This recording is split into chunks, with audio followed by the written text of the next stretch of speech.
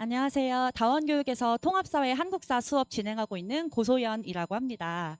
네, 이렇게 인사드리게 됐고요. 저는 일단 오늘 같은 경우에는 어머님들께서 우리 아이들이 이제 예비 고1 아이들부터 통합사회가 개정이 된다라고 하는데 어떤 부분에서 우리가 좀 주의를 해야 될까, 어떤 부분 신경 써야 될까 좀 궁금하실 것 같아서 그 부분 설명드리려고 합니다. 제가 이제 뭐 두 과목을 다 준비하긴 했지만 시간상 통합사회 위주로 설명을 좀 드리도록 할게요. 한국사는 별로 변화가 없다고 봐주시면 되겠고요.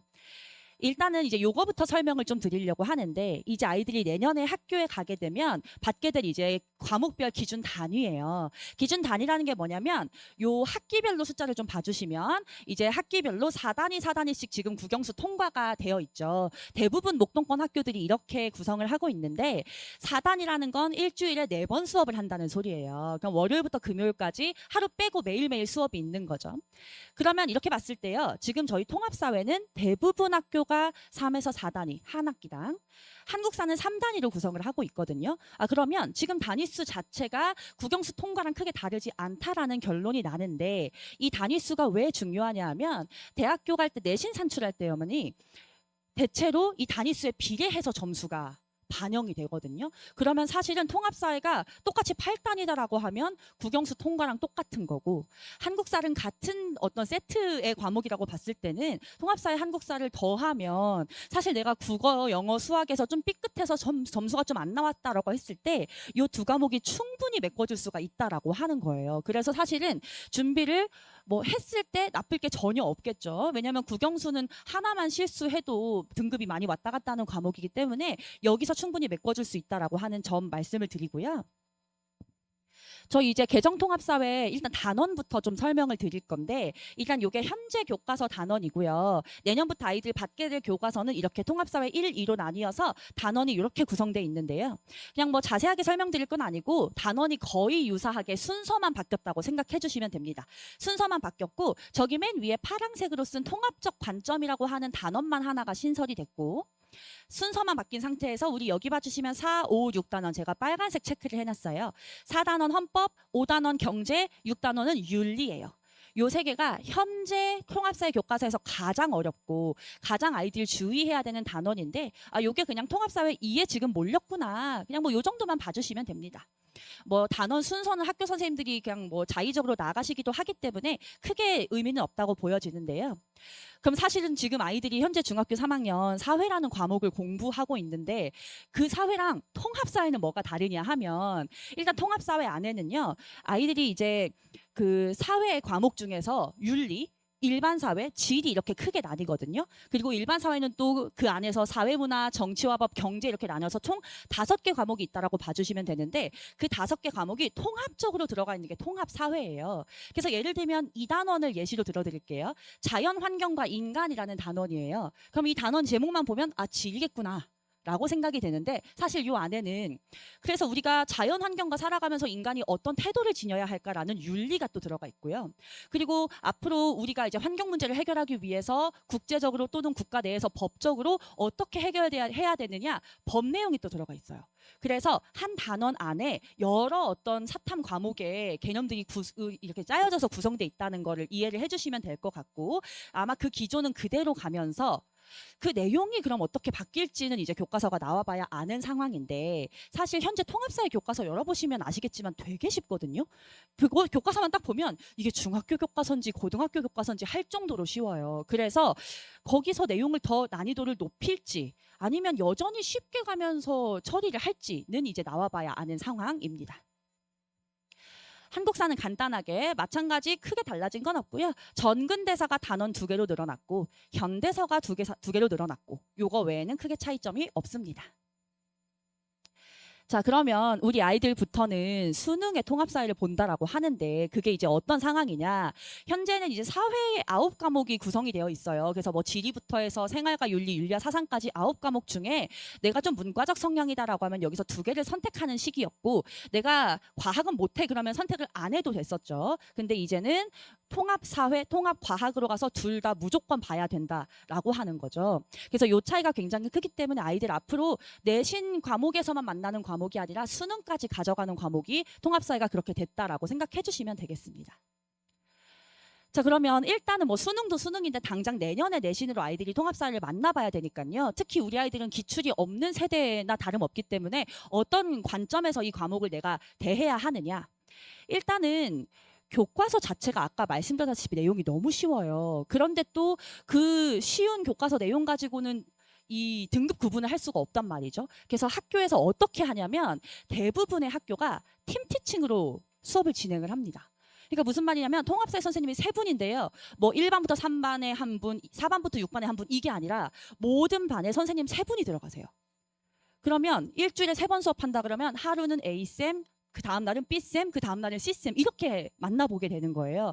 그러면서 A 선생님은 윤리 전공, B 선생님은 지리 전공, C 선생님은 일반 사회 전공 이렇게 되는 거죠. 그럼 각 선생님들이 자기가 전공한 단원을 뽑아서 가르치시면서 당연히 교과서 수준만 가르치는 것이 아니라 이 부분까지 더 심도 있게 봐야 돼라고 심화 개념을 부교재나 프린트로 그 가르치시고 또 그 정도 수준의 문제를 출제를 하고 계십니다. 이게 그 통계상으로 나왔을 때 이렇게 팀 티칭한 학교가 60%가 넘는다고 하거든요. 그렇기 때문에 사실은 교과서만 보고서 너무 쉽네. 나 이거 너무 이거는 3일만 봐도 되겠다라고 생각하던 아이들이 갑자기 애들이 야 선생님 프린트 돼 프린트 봐야 된대 해서 딱 펼쳐봤을 때 깜짝 놀라는 거죠. 근데 아마 내년부터 우리 예비 고1 아이들부터는 훨씬 더 그런 기조가 강해질 거예요. 왜냐하면 수능을 본다라는 명분이 생겼잖아요. 학교 선생님이 너무 어렵게 가르칠 때 쌤 이런 것까지 해야 돼요? 너네 어차피 수능 봐야 되거든. 이렇게 갈 수가 있게 돼버렸기 때문에 아마 이러한 기조는 점점 더 강해질 거라고 보이고요. 그래서 이제 수능도 마찬가지로 아직 수능을 이렇게 내겠다는 예시문항이 나오진 않았지만 수능에서도 이런 식으로 현재 기준 선택 과목 수준의 개념까지 출제하지 않을까라고 생각이 됩니다.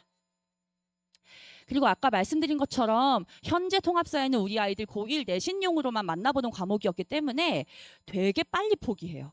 왜냐면 국영수 바쁘고 과학까지 하느라 정신없어 죽겠는데 내가 통합사회까지 챙길 정신이 없다, 시간이 없다 하기 때문에 그냥 저 3등급에서 5등급만 나와도 그냥 만족합니다. 뭐 이 정도면 뭐 나쁘지 않죠 라고 생각하고 넘어가거든요. 특히 우리 남학생들 같은 경우는 공사가 다 망하셔가지고 축구도 봐야 되고요. 새벽 5시에 일어나서 축구를 보고 뭐 농구도 해야 되고 다 해야 되는데 통합사회는 할 시간이 없거든요. 그래서 이제 한 이틀 전, 하루 전에 시작을 했다가 5등급 뜨면 하루 한 거 치고 5등급 나쁘지 않은데 이러고 넘어가거든요. 그리고 우리 여학생들 같은 경우에는 무조건 공부가 우선순위인 친구들이 많아요. 근데 문제는 체력이 딸리다 보니까 국영수 과학 이거 다 하고 나서 이 남은 체력을 나는 자는데 써야 될 것 같다 이렇게 되는 경우가 많거든요. 그런데 이제는 그게 안 된다는 거예요. 이제는 그렇게 해가지고 자꾸 후순위로 밀리고 자꾸 타협하고 했는데 나중에 내가 고3 가서 어차피 해야 되는 과목이야?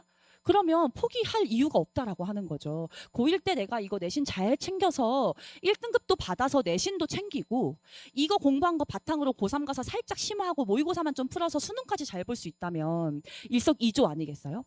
거기다가 사실 우리가 고3 가가지고요. 내가 뭐 고1 때 공부를가 돼 있어 안 돼 있어 이거의 차이보다도 내가 만약에 고1 때 통합사회 내신을 버렸어요. 그러면 고3 가서 다시 처음부터 공부를 해야 되잖아요. 그 인강 1강부터 시작해서 인강들 커리큘럼 따라가는 그 시간을 다른 고1 때 내신을 챙겼던 친구들은 국영수에 쓰고 있다고 생각을 해보시면 엄청난 격차가 나게 될 수밖에 없거든요. 그래서 사실은 얼마나 공부가 돼 있느냐도 돼 있느냐지만 시간을 얼마나 많이 확보할 수 있느냐 다른 과목에 여기서도 많은 차이가 발생할 것으로 생각이 됩니다. 그 통합사회 내신에서 내년부터 아이들이 조금 주의해야 되는 유형들은 아까 말씀드린 것처럼 학교 교과서 외에 이제 프린트나 선생님 부교재에서 나오는 심화 개념. 그래서 이제 선택 과목 수준의 개념을 가르치시는 거, 요거 반드시 체크를 해야 되고요. 뭐 프린트는 안 중요해서 안 봐 이러다가는 이제 큰 코 다치는 거죠. 그리고 그 개념에다가 문제까지도 요즘에 수능 유형으로 좀 출제를 하는 추세입니다. 그리고 이제 아이들이 수능까지 통합사회를 본다라고 하면 이 기조는 더 강력해질 거라고 말씀을 드렸죠. 그래서 이런 부분에 있어서 통합사회 내신은 좀 신경을 써야 된다라고 말씀을 드리고요. 한국사는 그냥 간략히만 말씀드릴게요. 이미 알고 계시겠지만 한국사는 양이 너무 많습니다. 그래서 주어진 양을 소화하는 것만 해도 일단 힘들다. 그런 과목적 특성을 가지고 있고요. 그리고 우리 중학교 역사는 외우면 키워드가 보여서 풀 수 있지만 고등학교 역사는 그렇지 않다라고 하는 거. 내가 외운 걸 바탕으로 여러 가지 사료가 나왔을 때 이 사료가 뭘 얘기하는지 스스로 해석할 수 있는 힘이 필요하다라고 하는 거. 요거 좀 주의해 주셔야 되고요. 마지막 세 번째는 당연히 순서랑 연표 문제가 너무너무 중요한데 우리 중학교에서는 선생님이 낼 수 없었던 연도 외우기 문제, 아주 복잡한 순서 문제를 이제 고등학교에서는 출제할 수가 있게 되기 때문에 이런 부분까지도, 그래서 연표는 좀 외워줘야 한다라는 것까지 신경을 써주시면 좋겠습니다. 네, 제 수업에 대해서 그냥 간략하게 말씀을 드리고요. 이렇게 수업 진행하고 있고 자체 교재를 활용을 하고 있고요. 특히 저 같은 경우는 클리닉을 되게 중요하게 생각을 하거든요. 그냥 암기 과목이라고 해서 암기해와 이렇게 끝내기보다는 매주 클리닉으로 제가 암기했는지 확인을 하고 안 돼 있으면 제 눈앞에서 다시 암기를 시키는 식으로 클리닉을 진행하고 있습니다. 네, 그래서 제 여름방학 수업 안내를 드리면서 마무리 지으려고 하는데요. 우리 이제 통합사회 수업 같은 경우에는 우리 아이가 사회는 조금 중학교 때 별로 열심히 안 해서 배경 지식이 좀 없는 것 같다. 그래서 한번 맛보기라도 해봤으면 좋겠다라고 하시는 경우에 관심 가져주시면 좋을 것 같고요. 한국사 같은 경우에는 우리 아이들 중3 때 조선까지 하고 아마 고등학교 진학을 하게 될 거예요. 그렇기 때문에 근현대사는 한 번도 배워보지 못한 상태로 진학이 되거든요. 그래서 좀 그것보다는 근현대사 한번 해봤으면 좋겠다. 시간이 많을 때 그런 생각을 하고 계시는 분 계시다면 관심 가져주시면 좋을 것 같습니다. 네, 그럼 전 여기서 마치도록 하겠습니다. 감사합니다.